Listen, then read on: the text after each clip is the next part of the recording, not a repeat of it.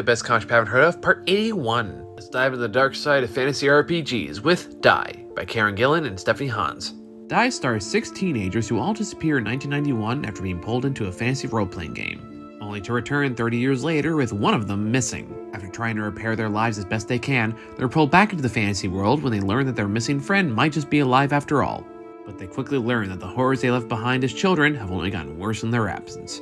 On the offset, a big part of Die's appeal may seem to be its darker take on the story, but it's not what caught my attention. Because past the dark tone and often brutal imagery lies a real human story about how our fantasies get more complicated as we get older. When you're a child, fantasy is simple. When you're a teenager, your fantasy might get edgier. But when you're an adult, all of that gets mixed in with your own murky understanding of reality, and it's impossible for those two worlds not to collide. That's what Die seems intent to explore, and that's what makes it fascinating. Not just exploring where our fantasies come from, but what fuels them and how they evolve with age and perspective.